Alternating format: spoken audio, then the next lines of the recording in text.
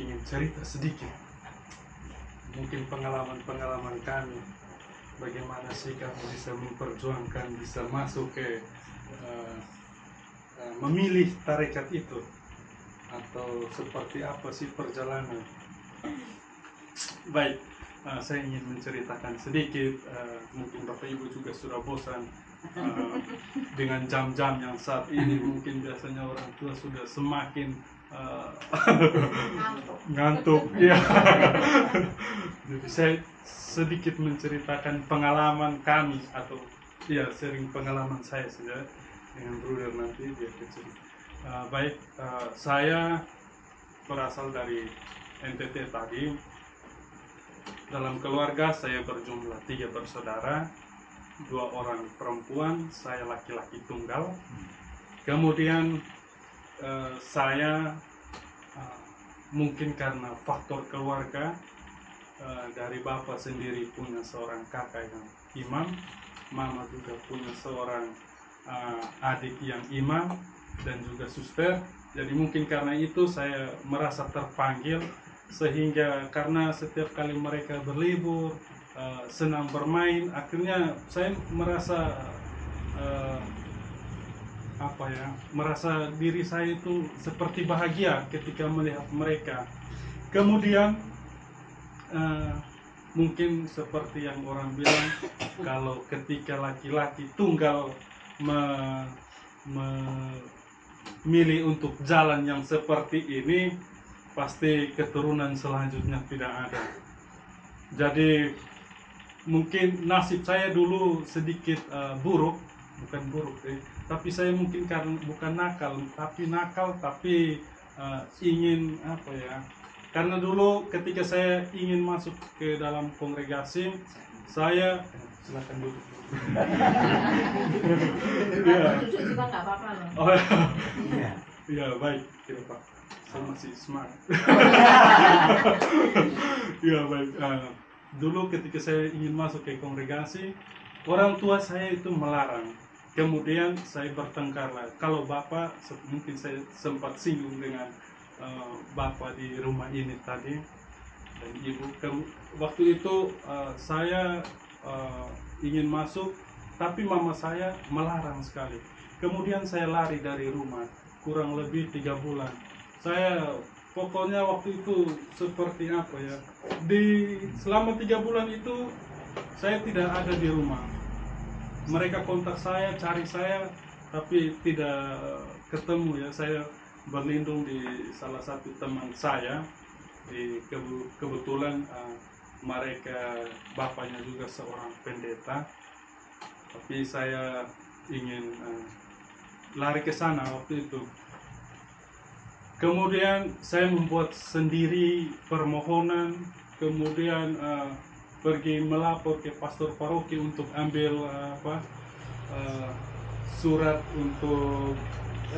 rekomendasi untuk mengajukan ke dalam kongregasi. Mungkin berdosa juga saya karena menipu pastor, bilang saya sudah dapat persetujuan dari orang tua. Ya. Entah bagaimana ketika saya sudah masuk di kongregasi HHK, ketika saya mau memakai jubah ini, barulah saya memberitahu mereka bahwa saya sudah menjadi seorang biarawan, dan barulah mereka mengizinkan saya, terutama mama saya, ibu saya. Dan kemudian dia memutuskan, dia bilang dan ancam saya. Dia bilang, kalau kamu sudah masuk, jangan coba-coba mencoretkan nama baik di situ ya. Kalau kamu keluar, artinya kamu juga jangan pulang lagi ke rumah. Saya merasa bersyukur pada saat itu ya. Karena ketika kami mau kaul kekal, salah satu syarat untuk mengucapkan janji tri prasetya itu, atau yang seperti yang Bapak Ibu alami, yaitu seperti janji pernikahan atau mengucapkan pernikahan setia dalam berumah tangga itu. Ya, kami juga seperti itu, mengucapkan tripresepia itu dengan kaul-kaul yang kami punya. 3 kaul itu, ketaatan, kemiskinan, dan kemurnian. Nah, dalam perjalanan waktu akhirnya saya merasa bahagia, orang tua juga akhirnya menerima saya dengan keputusan yang ada bahwa ya sudah, itu pilihanmu, jadi silakan melanjutkan. Ya, baik. Jadi saya memilih kongregasi HHK ini sebenarnya karena niat saya bukan mau mau membandingkan, tapi kenapa tidak mau jadi imam saja? Kenapa hanya mau jadi frater abadi saja? Ya, memang saya bukan bermisi karena itu, bukan mau mencari kenyamanan, tetapi saya mencari kebahagiaan saya. Kebahagiaan yang seperti apa? Ya, kebahagiaan yang seperti saya jalani saat ini. Mungkin tugas-tugas yang ada pada seorang imam dengan seorang frater atau bruder yang menjadi seumur hidup seperti ini, ya itu mereka punya pilihan masing-masing, seperti Bapak Ibu juga punya pilihan masing-masing untuk hidup berkeluarga. Kami juga punya pilihan, kami juga mempunyai hak kebebasan. Tapi ya seperti yang kita bisa lihat bahwa saya ambil contoh dari pohon pepaya saja ya.